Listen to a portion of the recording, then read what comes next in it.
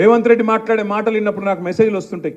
అన్నా ఎంత మాట అన్నాడన్నా కేసీఆర్ను, ఇట్లంటాడా గట్లంటాడా మాట్లాడుతున్నాడు అని చెప్పి బాధపడుతూ మెసేజ్లు. అన్నాగా యూట్యూబర్ ఇట్లా తిరుగుతున్నాడు అట్లా తిరుగుతున్నాడు, మాకు రేషం వస్తుంది, తన్నాలనిపిస్తుంది అని చెప్పి మెసేజ్లు పెడుతుంటారు. నేను ఒకటే అంటున్నా, ఎవరిని తన్నిలు అవసరం లేదు, గుద్దులు అవసరం లేదు. ఓటు గట్టిగా గుద్దుతే మళ్ళా పార్లమెంటులో మోత మోగితే అందరు మొరిగే ప్రతి ఒక్కరికి సమాధానం చెప్పినట్టు అవుతుంది. రేవంత్ రెడ్డి నుంచి మొదలు పెడితే యూట్యూబ్లో మొరిగే కుక్కల దాకా అందరికి సమాధానం చెప్పాలంటే మన గెలుపే దానికి సమాధానం అవుతుంది తప్ప ఇంకొకటి కాదు. ఇంకొక మాట కూడా నేను మీకు విజ్ఞప్తి చేస్తున్నా. మాకు కూడా ఉంది బాధ. అరే గింత 10 సంవత్సరాలు ముఖ్యమంత్రిగా ప్రజల మద్దతుతో పనిచేసిన నాయకుడు, తెలంగాణ అనే రాష్ట్రాన్నే పుట్టించిన నాయకుడు, శూన్యంలోంచి సునామీ పుట్టించిన నాయకుడు కేసీఆర్. అట్లాంటి కేసీఆర్ను పట్టుకొని నోటికొచ్చిన మాటలు మాట్లాడుతుంటే మీకెంత బాధ ఉందో నాకు కూడా అంతే బాధ ఉంది. కానీ ఈ సన్నాసులకు సమాధానం చెప్పాలంటే, కరెక్టు జవాబు చెప్పాలంటే పార్లమెంట్లోనే మన ఓటుతోని మనం వేసే వేటే వీళ్ళకు కరెక్ట్ సమాధానం.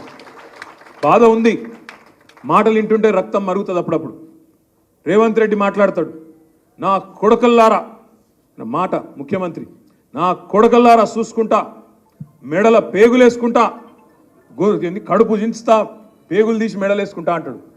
ఆయన ముఖ్యమంత్రి లేదా బోటీ కొట్టేటోడా నాకు అర్థం కాదు. మెడల పేగులు వేసుకుంటే నాకు అర్థం కాదు. అదేం దౌర్భాగ్యం, మెడల పేగులు వేసుకుంటా అంటాడు ఒకసారి. ఇంకొకసారి ఏమో సెక్రటేరియట్కి వచ్చిండు, వచ్చి ఏమంటాడు, ఈడ లంకె బిందెలు ఉంటాయి అనుకున్నా, లంకె బిందెలు లేవు, ఖాళీ కుండలు ఉన్నాయి అన్నారు.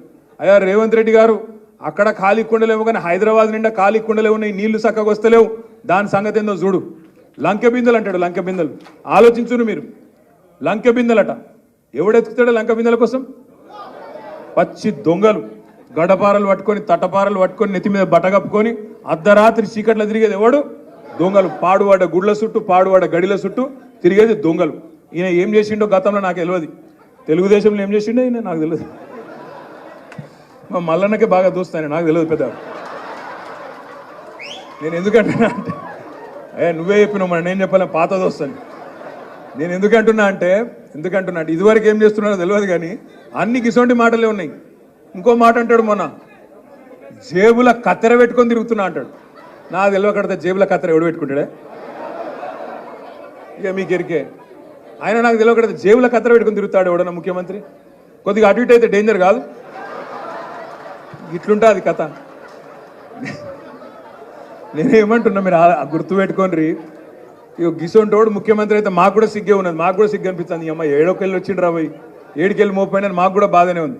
అందుకే మూతి మీద తన్నినట్టు సమాధానం చెప్పాలంటే, జాడిచ్చి తన్నినట్టు మొన్న హైదరాబాద్లో ఎట్లా తన్నినరో మళ్ళొకసారి కాంగ్రెస్ని అట్లే జాడిచ్చి సికింద్రాబాద్లో, చేవెళ్ళ, మల్కాజ్గిరిలో మళ్ళా జాడిచ్చి తంతే ఆ నోరు మూత వడాలే. ఒక్క సీటు గెలవరు అనే నోరు, అడ్డమైన కారు కూతలు మూత వడాలంటే కారు ఉరకాలే. 100 కిలోమీటర్ల రఫ్తారుతో కారు ఊరికి లక్ష్మారెడ్డి గారు బ్రహ్మాండంగా గెలిచి తీరాలి.